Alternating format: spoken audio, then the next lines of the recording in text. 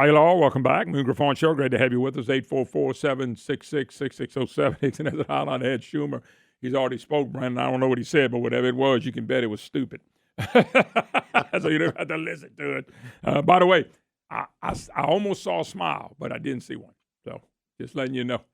Anyway, let's jump gears. We're joined by Representative Blake Miguez, who's been reelected in his district. Of course, big powwow last week for Speaker and stuff like that. But before we get that, Blake, first of all, good morning. Yeah, good morning, Moon. How you doing this morning? I'm doing just fine. All right, congratulations, first of all, for your election. But number two, you were voted to head up the Republican caucus. And what I saw in the vote, you won by a pretty big margin. Tell people exactly what the position does, because I know Lance Harris had it for 4 years, and, of course, Lance is not going to have it anymore. But let's talk a little bit about that, first of all. Well, first of all, Moon, I want to state that I'm humbly honored to be elected by Republican House leaders as their new majority leader.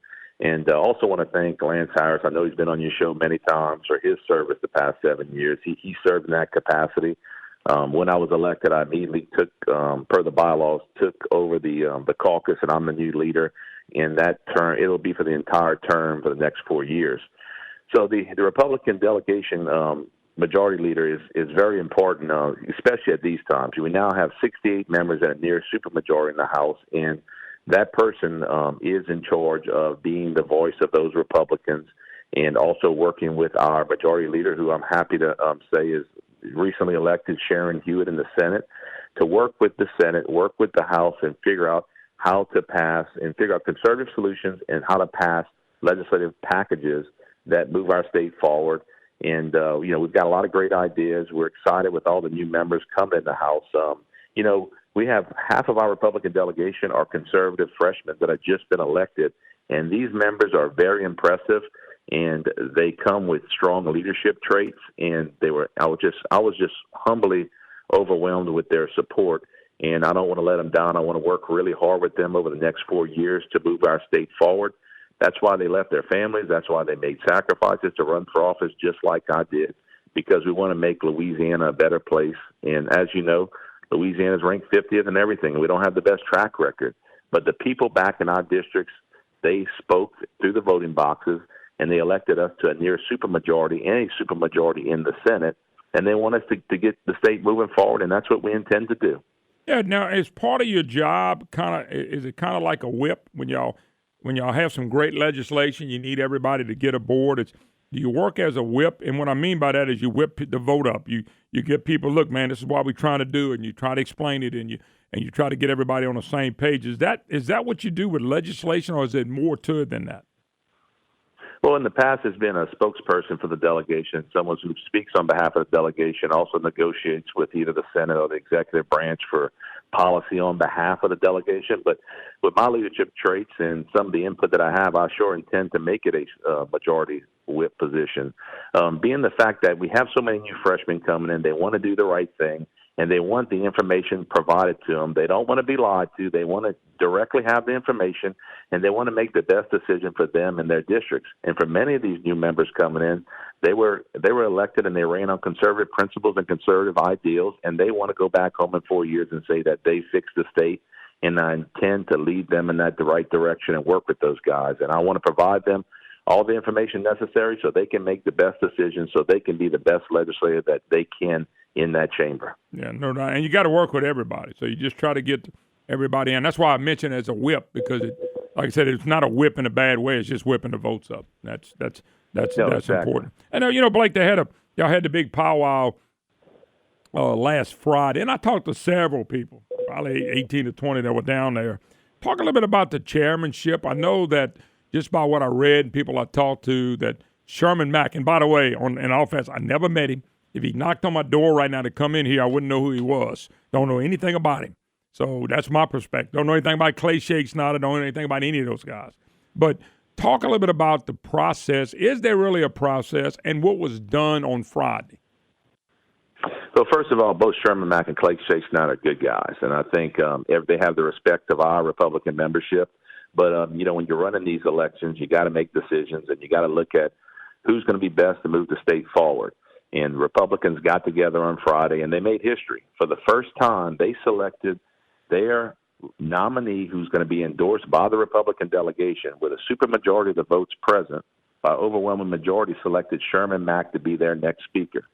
Now, as a new delegation chair, I stand in some strong support, and I stand with all those members to support Sherman Mack to be our next speaker, and I will look forward to working with him over the next 4 years. So that meeting, I think that meeting, it was an intense meeting. It was a very passionate meeting. The members got together and they made a decision, and our goal now is to walk out as a unified party. I know Sherman's working very hard to unify the party, and he's gaining more support every day. I'm happy to report that he has north of 53 votes that's needed to become the next Speaker of the House. Okay. But Sherman, it's more than just being elected the next Speaker for Sherman. Sherman wants to make sure that we can lead effectively over these next 4 years. So he's working hard with myself to unify the party and to continue to gain support. And he wants to set up a leadership team and the members that he appoints and all the chairs and vice chairs, fashion that can move our state forward and take this 68 near supermajority support that we have, that the people of Louisiana gave us, and do something with it for the next 4 years. We want to lead and we want to govern.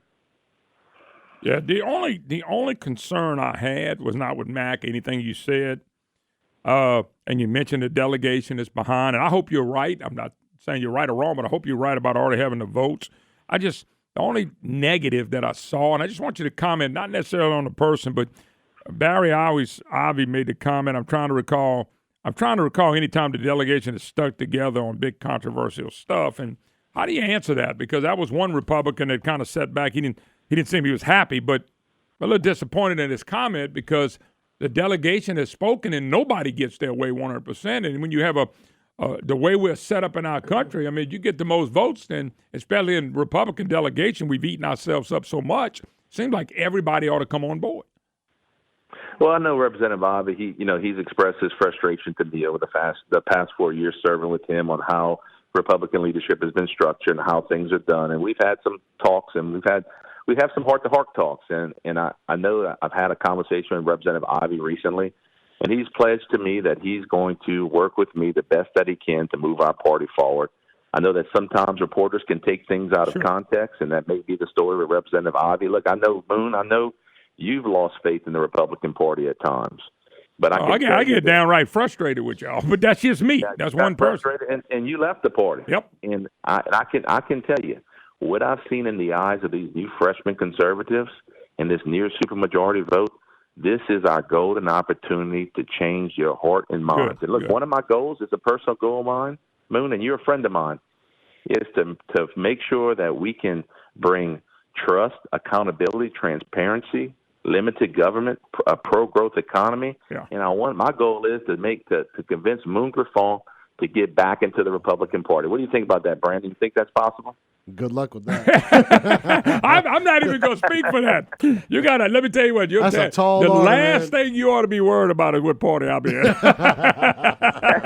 no, I appreciate it. Listen, everything you said, I stand with you, except the last word. But the bottom line is, the reason I brought that up is I just saw that, and I was a little disheartened because that was after the votes were taken and after it was done. And it seems like to me, y'all need to move forward. And I was, by the way, very encouraged by what you said about the freshmen being mostly really conservative guys or ladies. And that to me is very encouraging because we need a new group to come in that have that toughness, resilience, that is willing to fight for what's right. And if you got that in these young people, that's your future. That's your guys and ladies that can make a difference.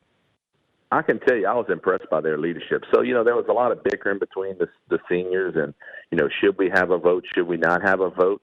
And these freshmen took initiative the day before. They stood up and said, we're going to make the decision for you. We're going to show you where we stand. And they did a straw poll. And that straw poll came out in very strong support of Sherman Mack. And they said, we're going to stand behind that. And you're not going to change our mind. We're going to get this race over with.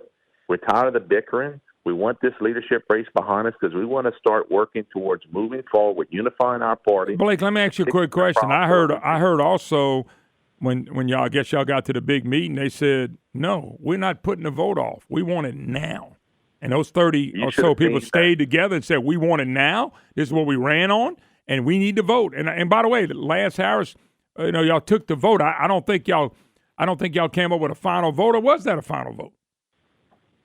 Well, we did actually vote when there was an informal question asked in that meeting saying who wants to vote today, and I tell you there must have been 40 or 50 hands raised up, and the writing was on the wall. No matter how slick you were and what procedure motion you would have did, those freshmen wanted to place a vote. And look, I was with them. I wanted to vote. I want to get this thing behind us. I want to spend time with my beautiful family for Christmas. And I know those freshmen do too, and they don't want people from both sides of the campaign bugging them while they're spending time with their families. And we come out of that holidays, I know they're willing to roll up their sleeves, formally elect their new speaker, and start fixing the problems in this state. Hey, Blake, you got a few more minutes. I'll take a quick break. I got like 6 to 7 minutes. 'Cause I do want to talk a little bit about chairmanships, and you may not be able to tell me where they're going to fit, but you may can tell me what you're looking for in a few chairmanships, redistricting, taxes, things of that nature. What are y'all going to be looking for? Representative Blake Miguez, my special guest. He is the number one guy with the caucus now. He runs it. He heads it up starting in January. All right, we're going to take a break. Be right back. Hello, welcome back. Moon Griffon Show. Merry Christmas to all. Hope y'all have a great, great Christmas time. Of course, Brian, that's a week from tomorrow. I mean, can you believe it? It is, man. Christmas Eve is a week from today. Thanksgiving was so far back. I mean, boom, Christmas on top of us. So yeah, because Thanksgiving came so late this year. It's like I told my son, man, I'm so sorry I can't take finals these last 3 days. Yeah. That it all day and all night. Woo, I wish I could take finals. Blake Miguez, my special guest, and of course, Blake is the new caucus chairman. Blake, one of the things that's very important about electing the right speaker is going to be the chairmanships. And I don't know if you can give me any names right now, and that's not really what I'm asking for, but what are some of the chairmanships that will be very important going forward? I know all chairmanships have their importance because of depending on what comes up, but what are the two or three or four that you think we got to have really strong people, not only in the chairmanship, but in that committee? Well, some of the most important positions in the House is obviously your Speaker of the House. You've got your delegation chair. We're looking to do some new things with our Speaker Pro Tem position to help whip votes together on the floor and move the Speaker's agenda forward. But in reference to the committee chairmen, some of the most important committees are our two money committees: Appropriations, which appropriates the spending of about $33 to $34 billion budget. Also, the Ways and Means Committee, which deals with our multi-million dollar capital outlay budget. I think that budget is somewhere around $300 or $400 million. And we have also all of our tax bills go through there. So, tax has been a lot of discussion in the past. And, we're always working hard to fight those tax increases that the governor has wanted the legislature to raise over the last 4 years. And that's going to be the forefront to continue that fight on Ways and Means. But there's two other committees, one that's very important to Louisiana, another one very important to, I think, the Lafayette area and the Acadiana surrounding area. The first is House and Governmental, where all of our congressional districts are going to be cut in our House and our Senate districts. That all goes through House and Governmental. Yeah, by the way, that person that's a chairman better get ready because the media will start beating up on them soon. They really will. I mean, they're going to beat the fight. You got to have tough people in those positions. If they're not tough, to be honest, to be forward, and to be strong, you're going to be beat up by the advocate. You're going to be beat up by Jim Beam. You're going to be beat up by the Gannett papers. That's all they do is protect John Bell. So I just want those people to be tough. You have to have a very strong leader in that position, and I know the speakers are looking at different people, potentials to fill that role. Another important one to mention is natural resources, our chair there.